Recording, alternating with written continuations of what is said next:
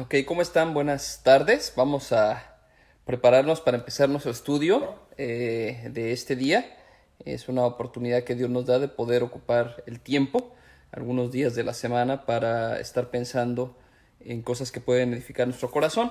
Y pues he sentido el deseo de ir a través del libro o la carta a los Filipenses, ya que pues todavía tendremos algunas semanas en que estaremos con estas restricciones, y creo que podemos usar el tiempo, bueno, aparte de las formas en que podemos estar usando nuestro tiempo en diferentes momentos, en diferentes maneras, para pues prácticamente leer, obviamente crear nuevos hábitos, pasar tiempo con la familia. Pero antes de seguir hablando, déjenme pues prácticamente darle compartir al video para que más personas puedan saber de la actividad, y pues que obviamente ya estamos en línea. Entonces también les animo, conforme se van conectando, a que ustedes también vayan eh, pues prácticamente vayan conectándose, también dando tiempo a que también le den compartir conforme se van añadiendo. Vayan teniendo sus Biblias a la mano, lápices, sus libretas, ya que el propósito no es solamente que usted se siente y escuche, sino que también tome tiempo para estar pues aprendiendo y anotando y poniendo preguntas. Yo estoy usando mi teléfono. Me di cuenta que cuando usé mi computadora para grabar el estudio en las semanas anteriores se cortó o se veía la señal o la imagen muy, muy mal. Y desde que uso el teléfono ya no pasa así.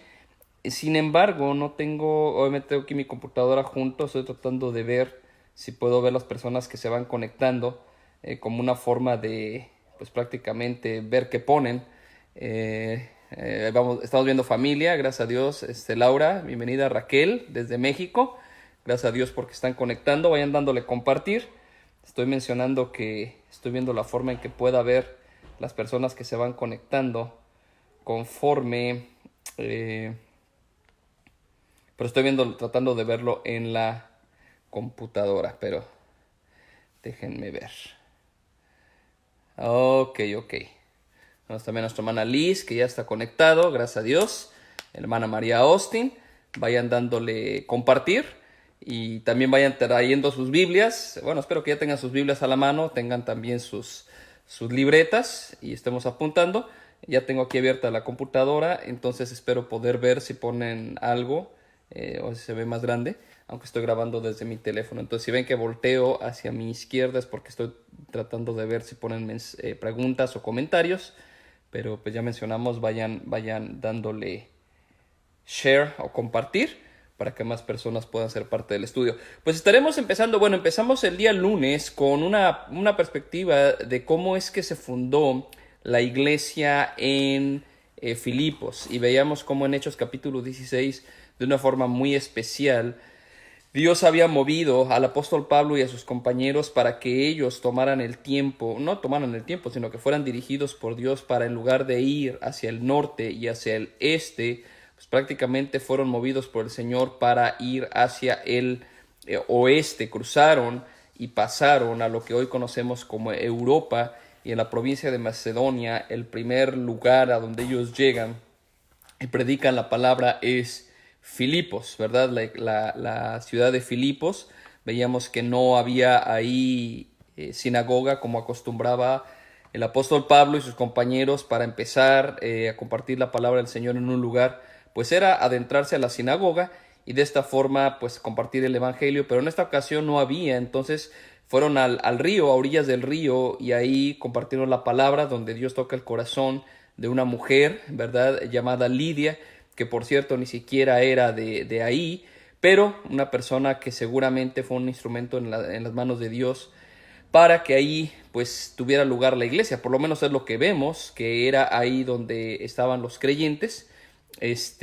Vamos a orar para seguir hablando. Gracias a Dios más hermanos están uniéndose. Si quieren comentar algo, quieren darle like, ¿verdad? Compartir, no se les olvide compartir el video para que también sus amistades puedan ver que estamos en línea. Dios me permitió ver que no solamente hermanos del ministerio de Broadmoor están conectados, gracias a Dios. Veo hermanos de México que conocemos, ¿verdad? De mucho tiempo, hermanos de otras congregaciones también en México. Tenemos, pues gracias a Dios, familia que nos están viendo ahorita de Florida, también de México. Y entonces una bendición que podemos llegar y pues ocupar un tiempo para estudiar la palabra juntos. Pero bueno, vamos a orar entre más personas van llegando y nos adentraremos ya a la epístola de Filipenses. Pero vamos a orar.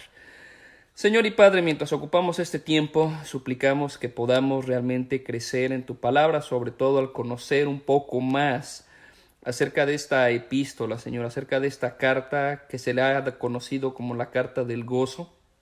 Señor, yo creo que es lo que necesitamos, entender lo que el gozo es y sobre todo poder ver cuál es la razón del gozo. Y Señor, mientras nos adentramos a la epístola, cada familia, cada hermano, cada familiar, Señor, que está buscando ser parte de este estudio, pues que tú hables a nuestro corazón.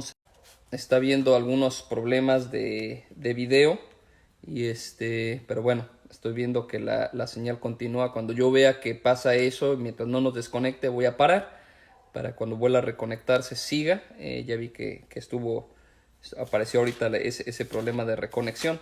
Filipenses capítulo 1, versículo 1 y 2. Ahora espero que si por alguna razón, porque lo que nos hemos dado cuenta es que en los últimos días el uso de las redes sociales y sobre todo en el uso de video ha crecido tanto, que estamos colapsando la red, estamos colapsando los sistemas.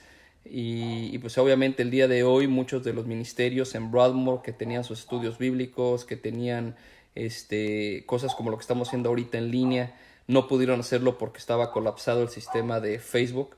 Entonces, si tenemos algo similar, mientras no nos saque, quédense ahí, ¿verdad? Y yo detengo. Si nos llega a sacar, voy a reiniciar otra vez el video y pues espero que por lo menos veo aquí 22 personas conectadas, pues regresen y no se vayan, ¿ok?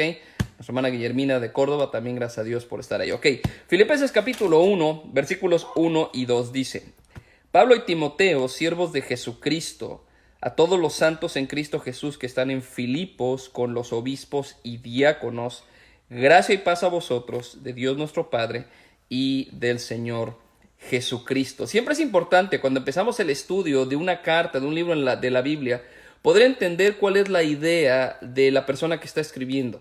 Obviamente yo creo que no hay mucho que pudiéramos añadir a lo que quizá la mayoría de nosotros sabemos del apóstol Pablo.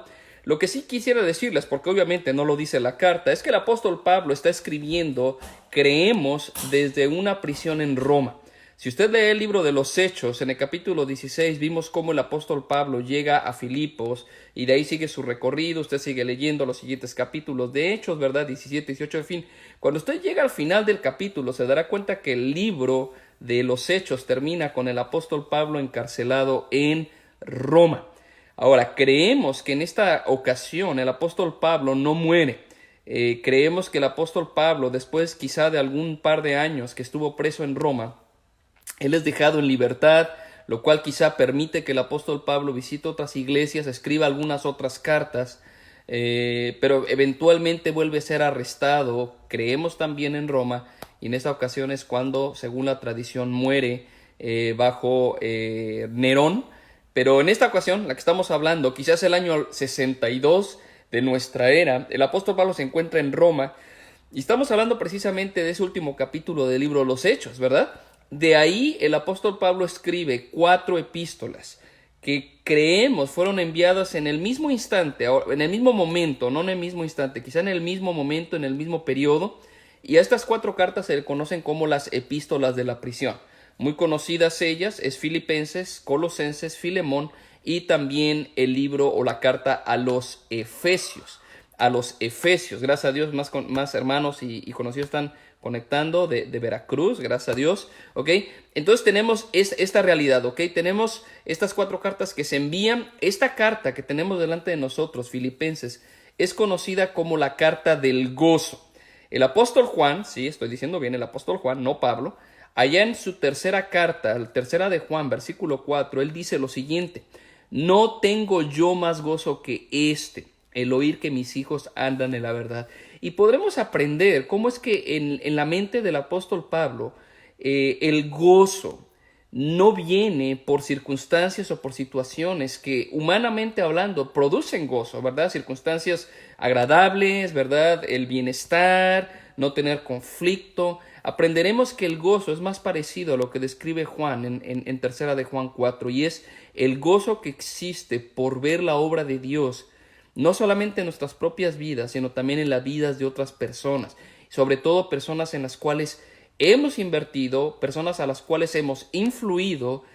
Y esto es lo que vamos a ver aquí, porque más adelante en su carta Pablo dirá: regocijaos en el Señor. Pero cuando lleguemos a ese momento habremos entendido por qué el apóstol Pablo dice: gócense en el Señor. Entonces tenemos delante de nosotros esta carta, ¿verdad? La carta del gozo, como se le conoce.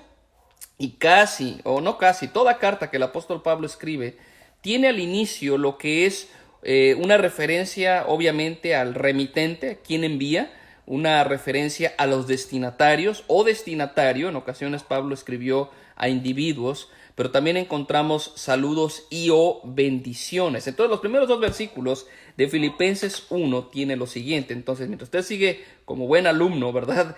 Con su Biblia y su libreta a la mano, puede ir apuntando adelante. La primera cosa que encontramos es el remitente. El remitente es Pablo y Timoteo. En este caso, el apóstol Pablo se encuentra con Timoteo y ellos escriben de alguna forma, aunque no precisamente Timoteo escribe, pero Timoteo se encuentra junto con Pablo y él está mandando también saludos. Y acerca de Pablo, como ya mencioné, creo que sabemos quién fue él, ¿verdad? Este gran apóstol a quien Dios en su gracia salva y a quien él usa para tocar las vidas de muchas personas en su tiempo y eventualmente hasta el día de hoy millones, a través de los cuales hemos escuchado sus cartas, epístolas. Pero en el caso de Timoteo, Timoteo es un discípulo que el apóstol Pablo encuentra en su segundo viaje misionero. De hecho, poco antes, cuando leímos la semana pasada Hechos 16, encontraremos que los primeros versículos del capítulo que no leímos, el apóstol Pablo encuentra a Timoteo y lo invita a ser parte de sus viajes misioneros. Entonces, prácticamente en el primer viaje misionero de Timoteo, le toca llegar precisamente a Filipos. Y yo creo que todo lo que Dios hizo ahí en Filipos causó algo muy grande en el corazón de Timoteo, de manera que Timoteo tiene este corazón hacia estos hermanos ahí en Filipos, y pues él también, siendo parte del que manda saludos en esta carta, ¿verdad? Del cariño que él pudo haber tenido por esta congregación, se hace evidente. Ahora, tanto Pablo como Timoteo, quiero que noten la descripción que el apóstol Pablo hace de ellos como remitentes. Dice: siervos de Jesucristo. Nosotros el día de hoy tenemos la tendencia hacer énfasis en títulos, hacer énfasis en posiciones, lugares. Y aunque sí, definitivamente el ministerio del Evangelio es un gran honor y es un gran privilegio, nunca tenemos que olvidar que en última instancia somos siervos. De hecho, a veces el término que se usa para los que estamos involucrados en la obra de tiempo completo es términos como ministro, por ejemplo. La palabra ministro, aunque suena muy elegante, ¿verdad? Y puede ser que nos digan: gracias a Dios está con nosotros el ministro X, ¿no? Y de ahí los títulos suben. Ahora, yo no estoy en contra de esos títulos. Ahora solamente hay un título con el que estoy en contra, ¿verdad? Y ese es el título reverendo, ¿verdad? El reverendo tal, porque la palabra reverendo significa uno que merece ser reverenciado. Y yo creo que no, ahí ya fallamos. Pero el pastor, el misionero, el ministro, ¿ok? Hermanos, a final de cuentas somos siervos, y es lo que el apóstol Pablo dice. No solamente él se identifica como siervos en relación a ser discípulos de Cristo, sino especialmente hablando del oficio del ministerio, ¿verdad? El ser predicador de la palabra. Ellos están, por un lado, bajo Cristo, sirviendo a Cristo, y por otro lado, ellos están sirviendo a aquellos que son de Cristo. Entonces, si nosotros como líderes no perdemos la cabeza, en el sentido de que nos crecemos y tristemente muchas veces nosotros damos tanto énfasis, tanta importancia a nuestra posición, no debemos olvidarnos que primero que nada estamos bajo Cristo y segundo, estamos sirviendo a las ovejas de Cristo. Entonces, ese es nuestro título, queremos decirlo de esta forma. Somos, a final de cuentas, siervos. Y eso al mismo tiempo nos recuerda que nosotros no somos los dueños del rebaño. Simple y sencillamente somos instrumentos en las manos de Dios. El apóstol Pablo, en otra carta, en 1 Corintios 4, él le diría a los creyentes que nos tengan o que nos conozcan por ser siervos de Cristo y administradores de los misterios de Dios. Es decir, que si por algo te ha de conocer la gente, que sea por esto, que eres un ministro, un siervo. Y luego dice, 1 Corintios 4:2, y que cada ministro sea hallado fiel. Es decir, esa es nuestra labor. El apóstol Pedro nos recordaría, y creo que es uno de los pasajes que vimos la semana pasada, aunque no tocamos los primeros versículos de 1 de Pedro 5, pero Pedro decía que nosotros somos pastores, y Pedro inclusive decía, yo soy un pastor junto con ellos. Y en las instrucciones que nos daba decía, no se enseñoreen de la grey, no le sirvan por fuerza, sírvanle voluntariamente, no le sirvan con una actitud de ganancia personal, etcétera. Entonces, la primera cosa que podemos ver de Pablo y de Timoteo es que ellos se reconocen como siervos. Y es lo que somos, todos nosotros somos siervos. Pero noten, ¿siervos de quién? Somos siervos de Jesucristo. Entonces, por un lado, servimos a la iglesia, somos siervos de la iglesia, ¿ok? Porque servimos a la iglesia, no estamos ahí para que la iglesia nos sirva, aunque tristemente, y tengo que decirlo con tristeza y con vergüenza ajena, muchas veces nosotros como pastores buscamos ser servidos, ¿verdad? No, nosotros estamos para servir ese lugar que Dios nos dio. Entonces somos siervos de la iglesia, pero a final de cuentas somos siervos de Cristo. Y si servimos a la iglesia, es no solamente porque amamos a la iglesia, sino porque amamos a Cristo. Y viene a mi mente aquel pasaje de Juan 24:15. Cuando el Señor Jesucristo está restaurando a Pedro, después de que Pedro ha negado al Señor, y ustedes recordarán, le pregunta a Pedro, ¿me amas? Y Pedro contestando, sí Señor, tú sabes que te amo. Lo interesante es que a la instrucción o a la pregunta de ¿me amas? La instrucción que el Señor Jesús le dio a Pedro fue, apacienta o pastorea mis ovejas. Es decir, nuestro trabajo de pastorear a las ovejas, sí, debemos amar a las ovejas, pero realmente nuestro servicio a las ovejas es porque amamos a Cristo.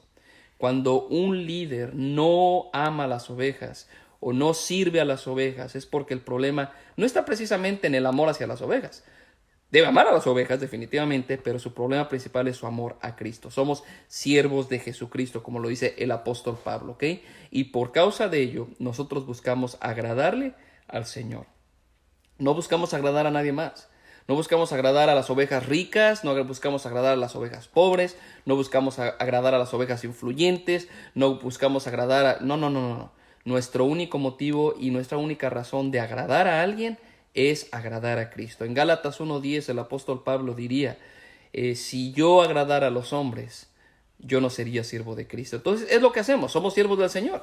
Y se espera que cada uno de nosotros como siervos del Señor seamos hallados fieles. Entonces, los remitentes. Pablo y Timoteo, siervos de Jesucristo. Inmediatamente menciona a los destinatarios. Los destinatarios, según Filipenses 1:1, dice, a todos los santos en Cristo Jesús que están en Filipos, con los obispos y diáconos, ¿ok?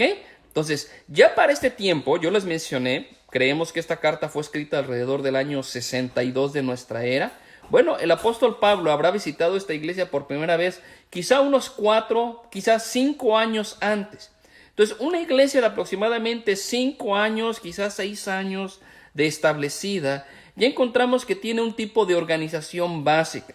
El día de hoy tenemos ministros y ministerios de muchas clases, inclusive la variedad que en el caso mío, ¿verdad? Trabajando en el ministerio hispano, usted no va a encontrar ese título en la Biblia, ¿verdad? En ese entonces solamente existía 2 oficios, vamos a decirlo así, ¿ok? Encontramos a los pastores, que vamos a ver ahorita que hay diferentes nombres para ellos, y encontramos también a los diáconos. Ahora, no quiero decir con eso que todos los demás cargos, todos los demás ministerios no sirven, no. Yo creo que todos tienen su lugar, pero es importante recordar que el ministerio básico de una congregación consiste en esto. Pero obviamente, primero que nada, se refiere a los santos, ¿ok? Entonces quiero que se den cuenta, en los destinatarios están los santos, están los obispos o pastores y los diáconos, ¿ok? 3 grupos. Ahora, ¿quiénes son los santos? En nuestra mente, ¿verdad? Como hispanos, tenemos este trasfondo católico romano en donde la idea de un santo es uno que no peca, ¿verdad? Es uno que ha muerto y que ha dejado un ejemplo de una vida intachable, y algunos se atreverían a decir, bueno, es uno que ha demostrado hacer milagros, la gente le ora a él y hace milagros, ¿ok? No, bíblicamente hablando, un santo es alguien que ha sido apartado para algo especial, es decir, para un propósito especial. La idea de la palabra santo en la Biblia, tanto en el Antiguo Testamento como en el Nuevo Testamento, antes de hacer alusión a una propiedad moral, es decir, cuando pensamos en un santo, pensamos en alguien que no peca, o por lo menos alguien que tiene cierta calidad moral en su vida, y algunos dirían, ¿verdad? No, es que mi abuela era una santa, y cuando dicen eso, la alusión es prácticamente, o sea, su vida moral era impecable, ¿no? ¿Ok? En la Biblia el significado de santo es simplemente alguien que ha sido tomado de un lugar, ha sido apartado, sacándolo de un lugar para otro lugar, ¿ok? En este sentido, si ustedes se dan cuenta, el apóstol Pablo dice santos en Cristo Jesús. Es decir, en Cristo Jesús, por la salvación que tenemos, nosotros somos apartados, ¿ok? Apartados de algo hacia algo. Fuimos apartados o sacados de las tinieblas, como dice la Escritura, hemos sido apartados del reino de las tinieblas, hemos sido apartados del pecado, hemos sido apartados de nuestra situación de condenación, hemos sido sacados de ese ambiente y somos, Pablo decía en Efesios, somos traspasados, somos puestos en un reino diferente, y esa categoría, o mejor dicho, esa descripción de ser tomados de algo hacia algo, nos hace santos. Somos santos por estar en Cristo. Ahora, esto es importante, ¿ok? La salvación, el gozo, la fortaleza está en Cristo. Déjenme darles una idea a qué se refiere el apóstol Pablo cuando hace referencia a en Cristo. Hermanos, piensen, Cristo no da la salvación. Sí, me escuchó bien. Cristo no da la salvación. Él es la salvación. Cuando pensamos en Cristo da la salvación, da la idea de que uno puede ir a Cristo y pedirle salvación y Cristo da como si diera un boleto al cielo, ¿ok? No, Él es la salvación. Él no dijo, yo te voy a señalar la puerta. Él no te dijo, yo te voy a señalar el camino. Él dijo, yo soy la puerta, yo soy el camino, ¿ok? Primera de Juan 5:12 nos dice, el que tiene al Hijo tiene la vida. Entonces, este término en Cristo no es solamente un título elegante, oh, somos santos en Cristo, no, describe la realidad de la salvación. Somos salvos por estar en Cristo, ¿ok? Pablo lo diría de esta forma en Gálatas 2:20. Con Cristo estoy juntamente crucificado. Ya no vivo yo, mas vive Cristo en mí. Lo que ahora vivo, lo vivo en la fe del Hijo de Dios, el cual me amó y se entregó a sí mismo por mí. Es decir, ya no soy yo. Ahora yo en Cristo, Cristo en mí, y por esa realidad somos santos. Fuera de Cristo no tenemos nada. No es porque seamos intachables, no es porque seamos sin pecado. Somos santos por estar en Cristo. En Cristo hemos sido tomados, en Cristo hemos sido sacados, y estamos ahora en Cristo. Ahora, definitivamente, si se es santo, o sea, si se tiene ese título, déjenme usar ese término, si tiene ese título, somos santos. Todo santo en Cristo lo manifiesta en la práctica. Es decir, no puede haber santos en Cristo que no vivan en santidad. Es evidente su posición de santos por una evidencia, obviamente visible, ¿verdad? Palpable, por una santidad verdadera. Alguien alguna vez dijera, los que no son santos en la tierra, y ahorita ya no hablo solamente de esta posición en Cristo, somos santos en Cristo, sino esa práctica, la santidad de nuestra vida, quienes no son santos en la tierra, no podrán ser santos en el cielo.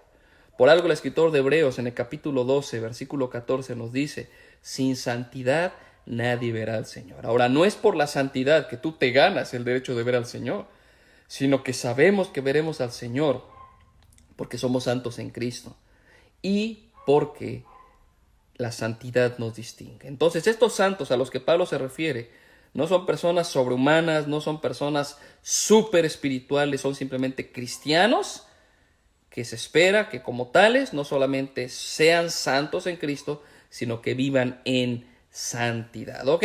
Entonces, aquí están. Lo segundo que vemos, ok, son los santos, en general, todos los cristianos entonces el día de hoy usted puede irse a dormir y decir, wow, en Cristo soy santo, ok. Qué bendición, somos santos en Cristo. Ahora, el segundo grupo que encontramos es que Pablo escribe a los obispos.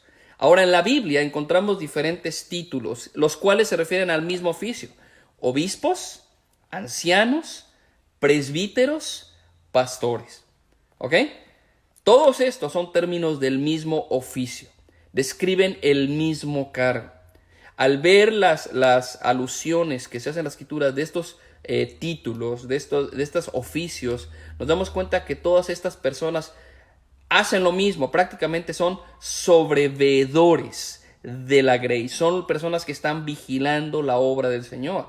En esencia, su oficio consiste en enseñar y gobernar la iglesia. Ahora, cuando digo gobernar la iglesia, no me refiero a como soberanos señores, sino me refiero al dirigir, al llevar, a instruir. Su trabajo está relacionado principalmente en la enseñanza y la instrucción de la palabra de Dios, y junto con ello a velar por la salud espiritual de la iglesia. Entonces, quizá el cuadro más contemporáneo que nosotros tenemos dentro del círculo en que la mayoría de nosotros nos movemos es pastor.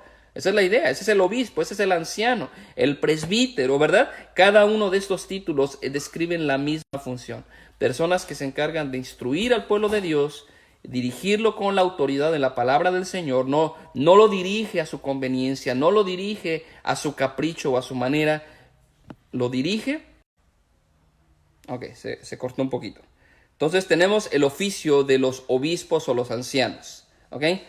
Los cargos bíblicos del que estamos viendo ahorita, los que el apóstol Pablo se dirige, estos cargos bíblicos, están respaldados primero que nada por la convicción de un llamamiento. Es decir, estas personas que tienen estos cargos, bíblicamente hablando, no son personas que se ponen a sí mismos.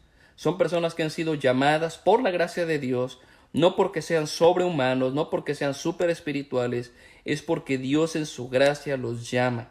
Y es una convicción que debe existir en toda persona que cree, ahora déjenme decirles por qué les digo así, que cree que ha sido llamado para la comisión de pastor. Porque no basta solamente tener el deseo. O sea, es bueno tener el deseo. El apóstol Pablo en 1 Timoteo 3 dice, los que anhelan obispado, los que anhelan este liderazgo, buena obra desean. Pero no basta nada más un deseo. Es necesario tener la plena convicción de que Dios nos ha llamado. ¿Y dónde se va a notar ese llamado? Se va a ver primero que nada en la vida que acompaña ese llamado, como lo dice la escritura en Efesios 4, vivimos de acuerdo. Ok, se cortó un poco, pero espero que podamos seguir. Personas dicen, yo quiero predicar, yo quiero pastorear, pero que quizá no han sido llamadas. O si han sido llamadas, porque no quiero dar a entender que no todas son llamadas. Puede que sean llamadas, pero no han entendido el peso y la importancia de su llamado. Entonces, no es que ellos sean súper espirituales o que sean seres sobrenaturales, ¿verdad? Lo que ellos buscan como personas llamadas es andar como es digno del llamado. Pablo decía de la siguiente forma en 1 Timoteo 1:12, doy gracias al que me fortaleció, escuchen, al que me tuvo por fiel, poniéndome en el ministerio. No está diciendo Pablo, doy gracias al que me fortaleció porque como vio que yo era fiel, no, él dice, él me tuvo por fiel, él me tomó, me llamó como si yo fuera fiel, pero no lo éramos. Pero una vez que Dios nos ha llamado, llegamos a ser parte de la obra del Señor. Y recordando lo que dice la Biblia en Deuteronomio 18, cuando Dios habla acerca de poder, Dios iba a levantar profeta entre su pueblo, Dios dice precisamente ese detalle, levantaré un profeta de entre tus hermanos. Somos de los hermanos, ¿ok? Sí, estoy viendo que tenemos dificultades, estoy tratando de detenerme cuando yo veo que se detiene la grabación. Creo que vamos a estar bien en los siguientes 5 minutos más o menos que nos faltan. Entonces, Pablo escribe a los líderes, a los pastores prácticamente, ¿ok? Entonces, un ministro de Dios, ¿verdad? Llámese obispo, pastor, anciano, cada uno de estos títulos. Un ministro de Dios es aquel que va a buscar cumplir con fidelidad su ministerio. Recuerda, somos siervos, no dejamos de ser siervos, buscamos seguir siendo siervos. Y lo hace aún a costa de su propia vida. ¿Qué palabra tan importante fue la que el apóstol Pablo dijo en Hechos 20:24? Él dijo, ni siquiera aún estimo preciosa mi vida, con tal que acabe mi carrera con gozo. Es decir, ni siquiera mi vida es estimada como preciosa. Mi único propósito es acabar lo que Dios me dio. Este pasaje es Hechos 20:24, si ustedes están apuntando. La persona que no está dispuesto a dar su vida por la obra, la persona que no está dispuesta a servir en la obra, la persona que presume de ser un líder, pero realmente no demuestra en el amor al Señor, en una vida de santidad, en una vida de servicio, yo creo que no tiene otra forma que describirse más que un ladrón y salteador, como el Señor lo dijera en Juan capítulo 10, versículos 11 y 13. El ladrón, el salteador, él no está ahí por las ovejas. Él está ahí por conveniencia personal. Él no está dispuesto a morir por las ovejas. De hecho, cuando viene, que ve que viene el enemigo, el ladrón, lo que él hace es simplemente huir, porque no le importan las ovejas. Entonces, muchas cosas para pensar respecto a esto. ¿Okay? Entonces, tenemos a los ancianos, ¿verdad? A los obispos, pero también se escribe a los diáconos. En el caso de los diáconos, su responsabilidad tiene que ver más con lo que nosotros podríamos definir como un ministerio de misericordia o un aspecto administrativo dentro de la obra del Señor. ¿Okay? Ahora, no por ello su labor es mínima. De hecho, los requisitos de los diáconos, tanto en Hechos 6 como en 1 de Timoteo 3, son muy parecidos a los de un pastor, ¿ok? Aunque su labor está un poco más enfocado al área de administración, pero también de misericordia, ministerios de misericordia. No por ello se deja de lado la necesidad de una vida intachable, una vida de testimonio, ¿verdad? Una vida familiar, etcétera. Entonces, ellos también son hombres que deben dar testimonio de llamado y de entrega al Señor. Les dejo unos pasajes si quieren apuntar. 1 de Timoteo 3, 8 al 13 y Hechos capítulo 6, versículo 3. Y al final de cuentas encontramos el saludo. Después de que Pablo dice, yo soy Pablo y Timoteo, ok, siervos del Señor, es el remitente. Estamos escribiendo a los santos, ¿verdad? En Cristo Jesús que están en Filipos, con los obispos y los diáconos, ellos son los destinatarios. Entonces viene el saludo. Realmente el saludo viene a ser una bendición. Gracia y paz a vosotros de Dios nuestro Padre y del Señor Jesucristo. Ahora, la bendición, ¿ok? Ahora, hermanos, la bendición en realidad es una oración. La bendición es una oración pidiendo a Dios la bendición, su bendición sobre nosotros y sobre la vida de los demás. Ha habido una corriente que se ha esparcido tremendamente dentro de los círculos evangélicos en los últimos años, en donde pensamos que nosotros somos agentes. Nosotros como humanos, aunque somos hijos de Dios, lo único que nosotros podemos hacer es clamar al Dios de toda bendición, al Dios dador de toda buena dádiva y de don perfecto, que Él dé su bendición sobre nosotros y sobre su familia. Es interesante que el día de hoy los cristianos dicen, te bendigo, te bendecimos, hablando de nosotros hacia la gente, como si hubiera un poder o una energía de nosotros. Ni siquiera el apóstol Pablo se atrevió a decir eso. El apóstol Pablo siempre decía que Dios, ¿verdad? En este caso, gracia y paz de Dios, nuestro Padre.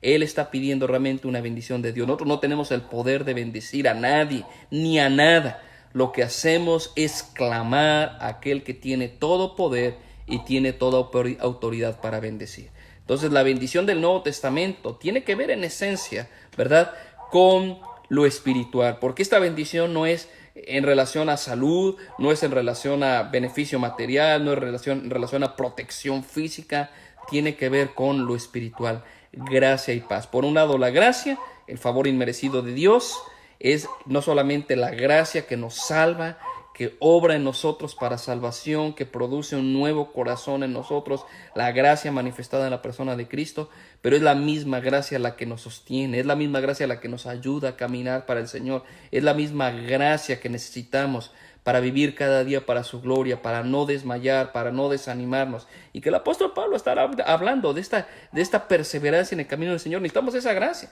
Entonces, lo que Pablo hace no es yo los bendigo, sino es que la gracia de Dios sea sobre nosotros. Y la paz, pues alguien decía, pues es el resultado de la gracia. El resultado de la gracia es la paz con Dios, primero que nada, pero también la paz que existe en nuestro corazón por esa obra que Dios hace, ¿ok? Entonces, Dios es la fuente de toda bendición, como lo dice Santiago capítulo 1, 17. Él es el Dios de toda gracia, Él es el Dios de toda paz y de Él procede la bendición. Ahora, ¿en el nombre de quién? Bueno, la bendición viene en el nombre de Cristo.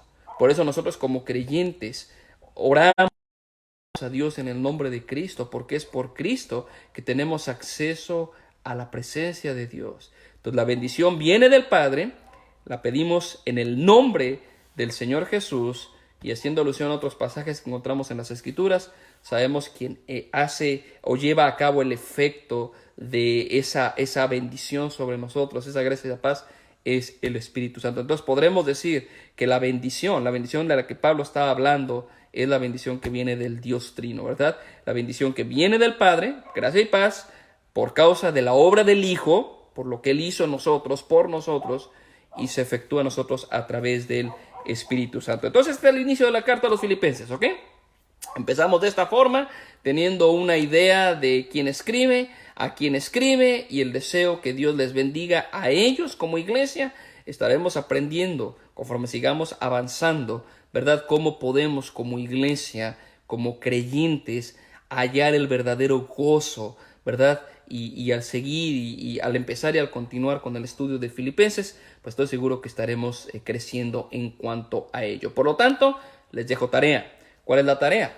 Lean Filipenses 1, versículos 3 al 11, que será la siguiente sección. El día de hoy vimos la introducción a la carta, ¿verdad? Prácticamente la introducción y los saludos.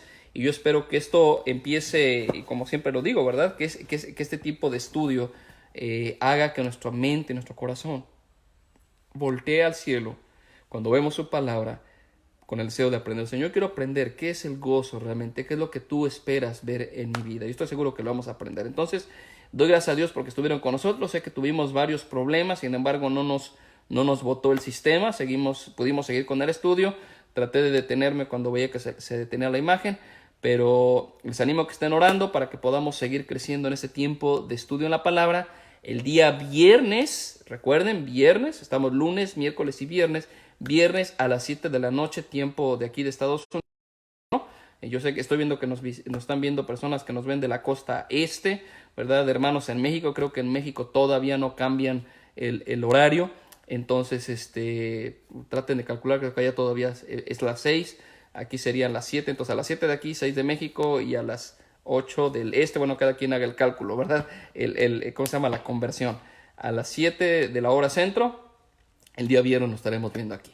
Y pues agradezco sus comentarios. Tienen preguntas, háganlos. Y primero Dios, el día viernes no tendremos tantos problemas con la transmisión y podamos seguir con el estudio. Gracias a Dios, gracias por todos los que se conectaron, gracias por sus saludos. Igualmente bendiciones a ustedes, a su familia, a sus familias. Cuídense, seamos sensatos, seamos sabios y sigamos orando porque Dios permita que su iglesia brille en medio de esta situación mundial, y que podamos dar testimonio del Evangelio de Cristo.